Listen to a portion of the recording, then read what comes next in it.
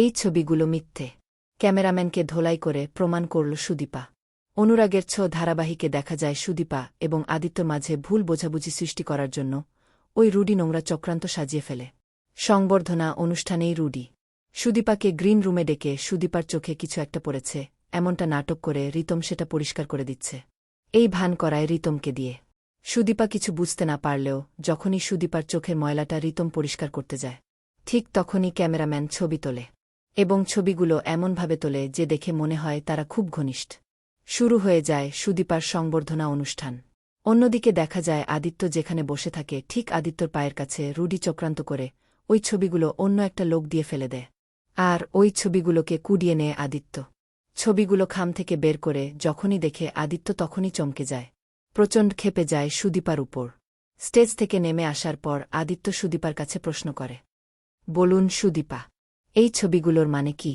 এই বলেই সুদীপার হাত ধরে টানতে টানতে অন্যদিকে নিয়ে যায় আদিত্য। রুডি সেটা দেখে খুব খুশি হয়। ভাবতে থাকে লেগেছে, আগুন লেগেছে। এবার সুদীপা, এই আগুনে তুমি জলে পুড়ে একদম ছারখার হয়ে যাবে। আর সেটা আমি দেখব। ছবিগুলো দেখে সুদীপাও চমকে যায়। ভাবতে থাকে এই ছবিগুলো কি করে এলো?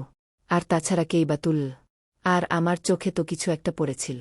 তার মানে এই সবটাই কি প্রাণ ছিল? রিতম স্যারকে আমাকে প্রশ্ন করতেই হবে। আদিত্যকে কোনো জবাব না দিয়ে রিতম স্যার যেখানে আছে সেখানে চলে যায় সুদীপা। তবে রিতম স্যারের কাছে যাওয়ার আগেই সুদীপা ওই ক্যামেরাম্যানকে দেখতে পায় এবং দেখতে পায় যে ওই ক্যামেরাম্যান সুদীপাকে দেখে তাড়াহুড়ো করে চলে যাচ্ছে। সুদীপা বুঝতে পারে এই তো ছবি তুলছে এখানে। তার মানে এই এসব কিছু করেছে। আমাকে ওকে ধরতেই হবে। পালিয়ে যাওয়ার আগেই ক্যামেরাম্যানকে ধরে ফেলে সুদীপা। আচ্ছা মতো ধোলাই করে এবং ধোলাই করে বলে, সত্যিটা বল।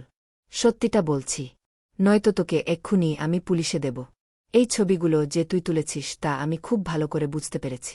লোকটি সুদীপার কাছে ধোলাই খেয়ে সবটা স্বীকার করে এবং লোকটি সুদীপার কাছে ধোলাই খাওয়ার পর আদিত্য সামনেই বলতে থাকে, আমাকে মাফ করে দিন, আমাকে পুলিশে দেবেন না, আমি আসলে কিছুই করতে চাইনি, আমি আসলে টাকার জন্য করেছি।